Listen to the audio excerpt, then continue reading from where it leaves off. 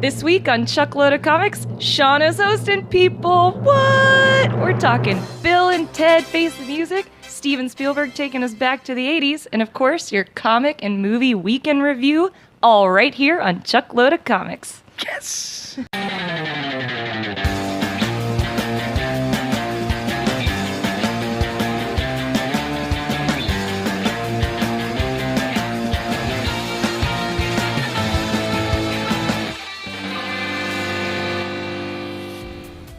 Hello and welcome to Chuckload of Comics. I'm your host, Shauna Lindsay. The host. I am merely Chuck Lindsay, the co-host of this lowly YouTube show. That's right. It's about time, right, people? That's right. Well, our corporate sponsors thought that we needed a more feminine edge to the show. They got tired of my silly manliness, so they're like, you know what?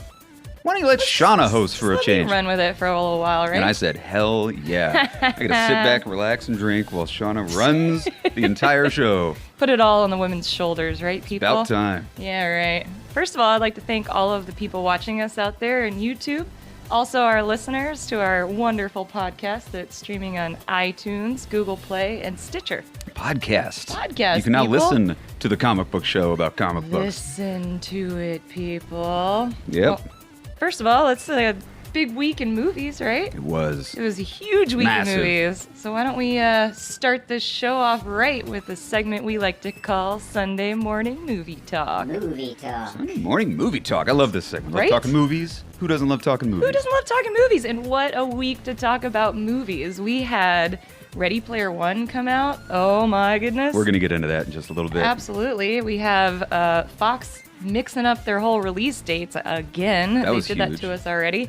We've got Captain Marvel characters announced, some badass trailers that premiered, and of course The Tick renewed for a second season on Tick. Amazon. If you're not Prime, watching The Tick, man, season 1 of The Tick was phenomenal, and they just announced they renewed it for the second season, Sweet. as well as Black Mirror and Walking Dead also got premiered for the Ooh, second I didn't season. know about Well, that. That's Black wow. Mirror's is like 6th season or something. Yeah, same with Walking Walking Dead. Dead's like 1000th season.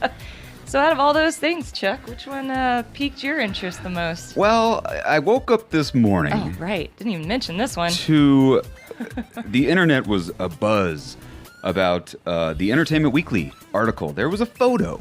Not since Buzz Aldrin take a photo on the moon of the moon landing has one photograph meant as much to the nerds of America as the photo we saw today. And Chuck Lindsay, what was that photo? Bill and Ted Face the Music. Yes! The finally going to finish the trilogy of Bill and Ted, which nobody knew it was a trilogy, but I guess now it is. They released a photo. They did an amazing article in Entertainment Weekly where it showed our heroes, Bill S. Preston Esquire and Yep. Ted Theodore Logan, inside of a phone booth. For those of you millennial viewers out there who don't know what a phone booth is, it's like a little house for your cell phone. And they were inside of the famous time-traveling phone booth. Keanu Reeves and actor Alex Winter teasing that they are working on Bill and Oh Ted's my Excellent Adventure goodness. 3. It's So called... wait, the photo was of them currently in the phone booth? Yep, yep. Oh, sweet. And yeah, you see Alex Winter with this. I didn't think it was really going to work until I saw the photo. And I saw Alex Winter's classic grin of Bill S. Preston. And it's going to work. It looks so gosh. great. It's an amazing article. If you have a chance to Google search the Yeah. Entertainment Weekly article for Bill and Ted Face the Music, read it. It's great. They sit down. They talk with Chris Matheson and Ed Solomon, the Cool. screenwriters for the first Bill and Ted's Excellent Adventure, also Bill and Yes. Ted's Bogus Journey. They've been working since 2007. They've been working Wow. on several treatments of a script for this movie, and they talk all about it in the article, like kind of the process of trying to get this movie made. Yeah. It's a really, really interesting article, and it seems like it's really happening. They've settled on a script. It basically is Bill and Ted way in the future. They're all old. They're in their 50s. As you know from Bill and Ted's Excellent Adventure, they were promised by Rufus, played by George Carlin, that their band was going to save the world, save the universe Wild from itself. stallion. And they never did. They never got around to it. So it just shows them they're having problems with their marriages, and their kids suck, and they're just living normal lives, and they're wondering, like, when we're already in our 50s, when are we going to actually save the world with our band? And that's kind of where we're at with it. They got the director of Galaxy Quest, a classic, fun. amazing movie, Galaxy Quest. He's going Nice. to direct a guy named Dan Parasot, if I'm pronouncing that correctly. Producer Steven Soderbergh. Steven Soderbergh. And Love it. it's going to bring back a lot of your favorite characters, man. Bill Sadler, the guy who played Death in number 2. Sweet. He's going to be coming back. Obviously, Keanu and Alex Winter. Yes. Yes. Check it out, man. If you haven't read the Entertainment Weekly article, you got to read it. It's a great article. I can't Get wait. excited about Bill and Ted Face the Music. So I have that to admit, that blew my mind. I didn't read it yet, but I'm reading it right after we're done with the show. Really, You really better good. believe it. What Moving about you? right along. What blew your mind this week? Well, Ready Player One. We saw that last night, and phenomenal. man, it's getting mixed reviews, but I thought it was amazing. It, I thought it was fantastic. Throws you right back into the 80s and all these different references. And what do you think about it, Chuck? I thought it's a miracle the way Steven Spielberg was able to cram this many different little nerd nuggets of 80s Nerd references and nuggets. 90s pop culture references. Every 5 seconds of this movie is a throwback to your childhood. If you're between the ages of 25 and 50, you gotta go see this movie. It's like Absolutely. it's like visiting your memories Aw. on screen for 2 hours and 20 minutes. So awesome. It was great. I mean, they packed so much into this thing. Every pop culture reference you can think of is in this film from start to finish, and Yep. it never stops. It's nonstop action. It's nonstop energy. Agreed. Amazing visuals. It's very digital because it's all about virtual reality, a world, a very reasonable looking future where people kind of live in stacks Yeah. and they live inside of a virtual world. Seems pretty close to home as far as what could potentially happen 20 years from now. Yeah, money is all digitized. Bitcoin. Bitcoin, hello. Hello. Just people just live inside the virtual world, and they make friends inside the virtual world. Yep. And just the creator of this virtual space called the Oasis is a guy who died, but he grew up in the 80s. So everything he created for his little digital world called the Oasis is very 80s references. It's all about Atari and movies. Very Back to the Future heavy. You've seen the Yeah. trailers. They've got this Zemeckis cube that like nod to Robert Zemeckis, obviously, director of Back to the Future. Yep. So many Back to the Future references. I was expecting a little bit more Steven Spielberg reference, yeah, which I kind of know. surprised me. A There weren't little. really any ET references. There probably were, just didn't see Or it. no Jaws either. You'd No think Jaws, would've been a no big one. Close Encounters of the Third Kind. Yeah. A Steven, little bit you of did- Jurassic Park, maybe. I you think did there were a couple yourself a T-Rexes. disjustice there, or is that even a word? No, I don't know. But it was great. It is Go see now. Ready Player One. Shauna, scale of 1 to 10, what do you give Ready Player One and why? I'm gonna give it an 8, only because the story you've seen it a million times, and you can predict what's gonna happen throughout the whole movie. But just being immersed in that 80s culture again, it was so much fun. Yep. Loved it. Yeah. Super entertaining. It didn't feel like 2.5 hours long. It was just a great watch. It was a fun movie. Definitely gonna go see it again. Yep. You got to go see it again. You got to go see it 5 times if Yeah. you're going to catch every tiny little Easter egg That's right. that is in the movie. So much awesome stuff. So go see Ready Player One for sure. What else on Speaking this of list? movies, Oh, man, okay. we had some killer trailers that came out, right? Yeah, We got Terminal starring Margot Robbie and Simon Pegg. that trailer looked badass. Yeah, it did look pretty cool.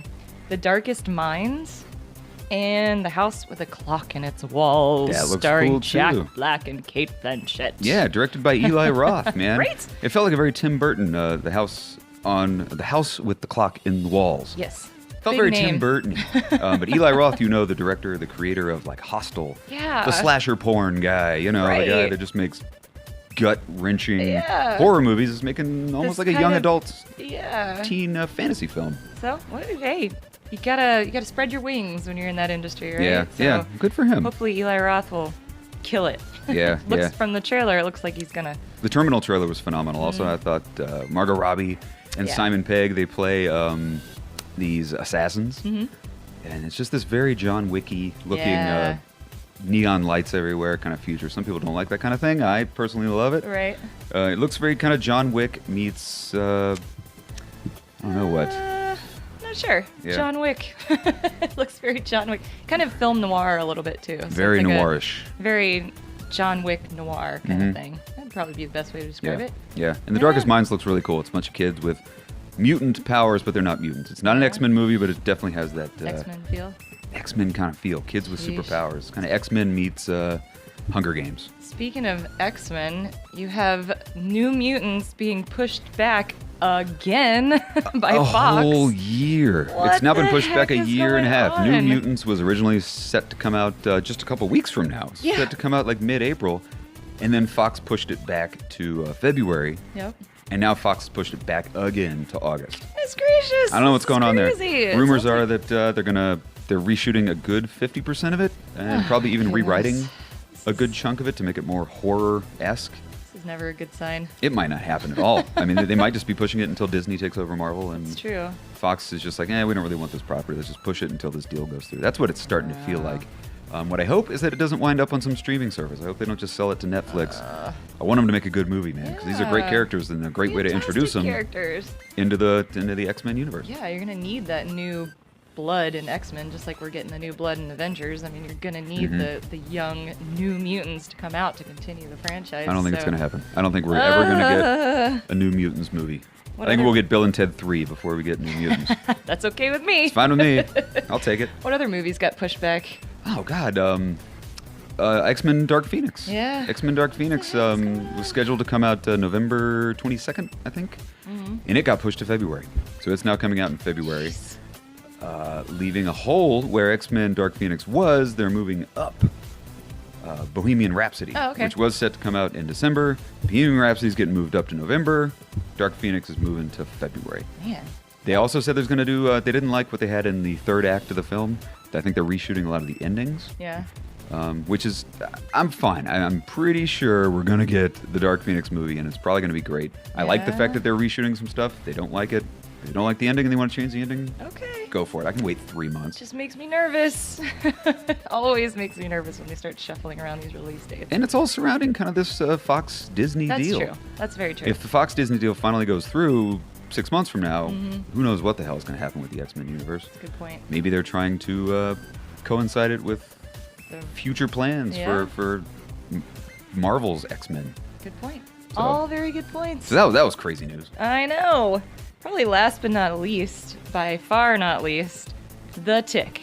The People, Tick. if you are not watching The Tick or haven't watched The Tick on Amazon Prime, you are doing yourself a disservice. There's that word again. I don't know if it's a real word or not. Disservice is absolutely a word. Okay.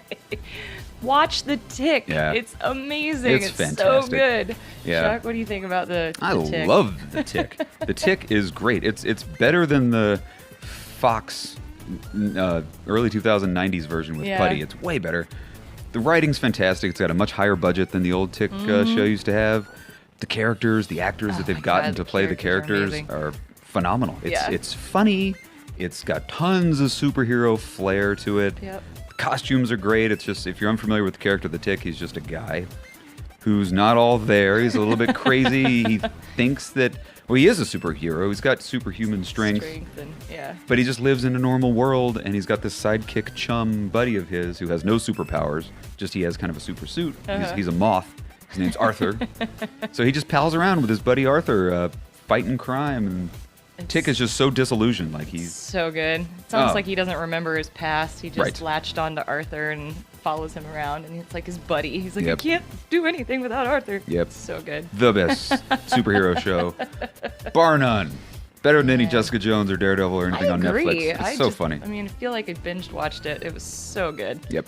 But it took a while for the rest of the episodes to come out, but they finally did. So kudos to Amazon Prime, and Good thank job. you for signing it back up for a second season. Season 2 of The Can't Tick, coming wait. soon. Yes. Ta-da! Shauna, you're Right. doing a phenomenal job of hosting, Aw, by the way, I gotta Thank say. you. That means a lot to me. I'm taking a nice little break. It's Yeah? nice. I just gotta sit here and chug my my Shasta. Well, while you do that, this might be a good segue into comic book talk, right? Good idea. Why don't we do that? Okay, so joining us as he does every single week, 2G1 Reviews. Ryan, our good friend at 2G1 Reviews, is going to break down his favorite comic book pulls of the week. Ryan's a big DC guy. right. He's going to talk about the Doomsday Clock book, Sweet. spectacular series that's running right now, and of course the Wonder Woman that came out this last week on New Comic Book Day, March 28th, There I you think. go. So check out Ryan at 2G1Reviews.com and take it away, Ryan. Give us your reviews for this week.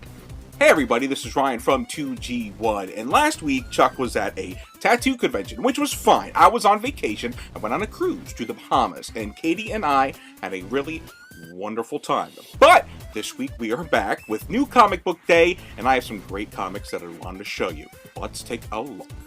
The premise of a Watchmen sequel that brings the characters into the DCU sounds awful, but the execution of this miniseries by Jeff Johns and Gary Frank has made Doomsday Clock the must-read book of the decade, if not the century. Issue 4 diverts a bit as it centers on Rorschach. Put into Arkham Asylum by Batman after breaking into the Batcave, the answer of who is behind the mask is finally answered. As we all know, the original Rorschach, Walter Kovacs, died in the original Watchmen series. It's an interesting origin story, though not one you would really expect. It shows how one man facing loss and with PTSD was able to channel that rage. He goes to take revenge on the man who killed millions, only to find a former hero that is not the man he thought he was. This book continues to blow me away. Some were put off by an origin story of Rorschach at issue 4, but I thought the issue had perfect timing. Doomsday Clock number 4 lands an A+. Just like every other issue of this fantastic series, it's a must-read. I love the work of James Robinson, but I'm not too thrilled with the recent issues of Wonder Woman. The latest, issue 43, has Wonder Woman interrogating two of Darkseid's Furies, and by interrogating I mean she frees them from their chairs they're shackled to, gives them back their weapons, and then fight interrogates them asking what Darkseid's upcoming plans are. This is coupled with Wonder Woman's twin brother Jason, who wants to meet his mother Hippolyta over on Paradise Island, but I just find this character kind of lame and his storyline blah, so I don't care.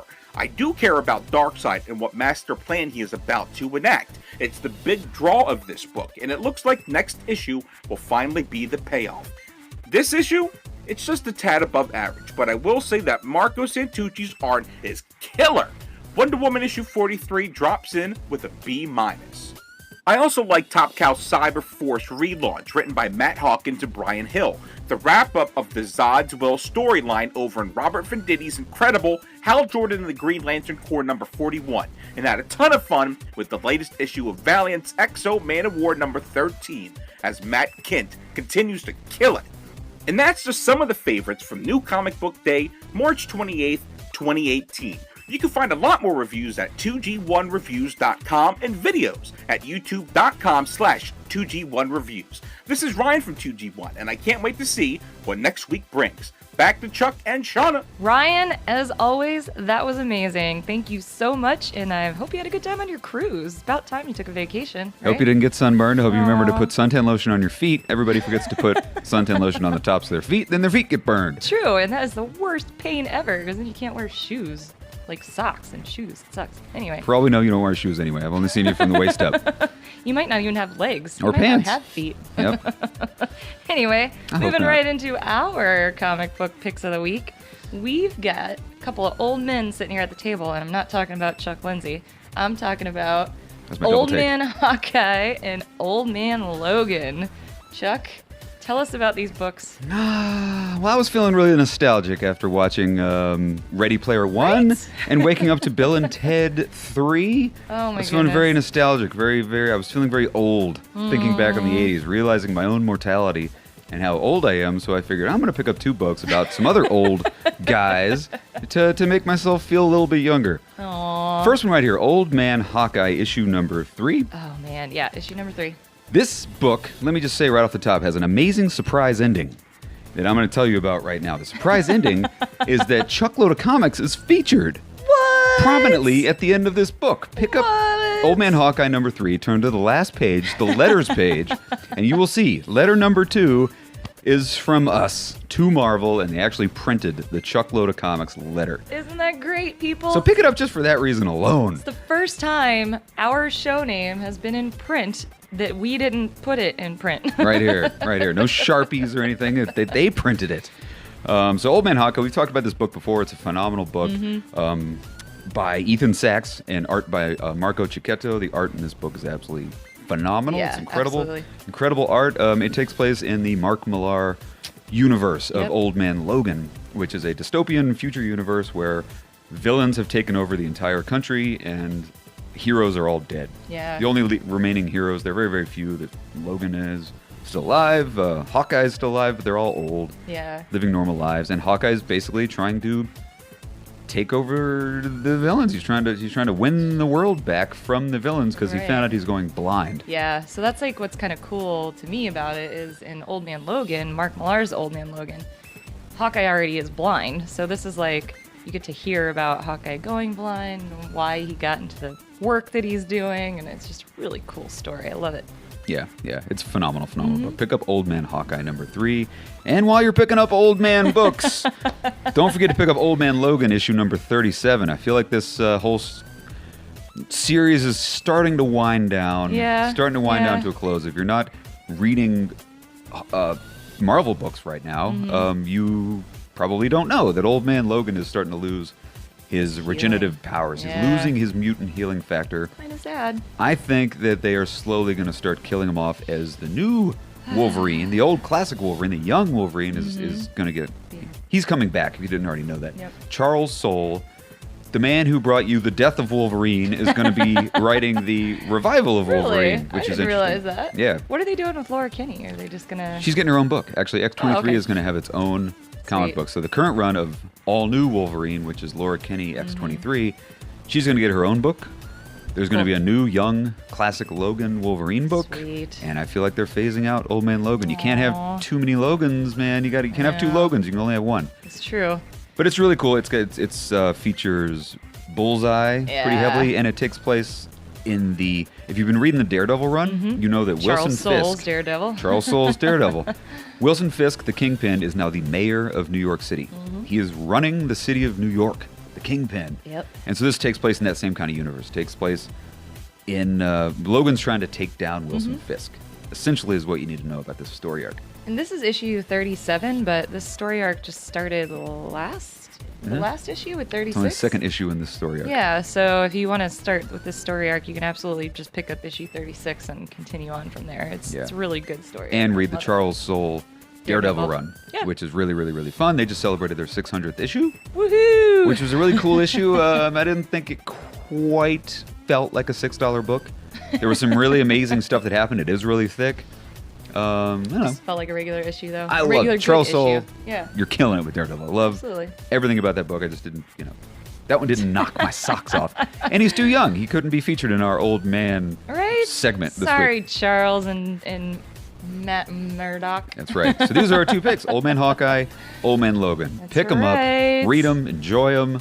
Find a nice rocking chair on your front porch to read these old men Grab your stories. knitted quilt, That's right. drape it over your legs, rock away, and Cooler read you PBR. some old men. All right, people. Well, Chuck, I think that about wraps up our show for today. Well done. Yeah? Did I Good do hosting okay? job. Aw, Killed it. thanks. Well, I tried. Everybody leave us a comment. Let us know what you think of Shauna hosting the show. Aw, maybe you'll let me do it again sometime, you think? Next week. Maybe. All right, next week it is. Speaking of next week, why don't you people subscribe to our channel so that you can be alerted when we drop new shows. That's right. New Chuckload of comics come out every Sunday, and as well as nerd news. When the news hits, Chuck gives it to you. That's right. That's exactly what I do. And for those of you in the Chicago area and people coming to C2E2, keep your eyes peeled for Chuckload of Comics. We're going to be out on the show floor doing interviews. That's right. We're going to be posting interviews all weekend long, live from C2E2, the Chicago Entertainment and Comic Expo. It's our Christmas. Yep. So we'll see you guys all at C2E2. Sounds Shauna, good. send us off. Bye-bye, everybody. Bye, guys.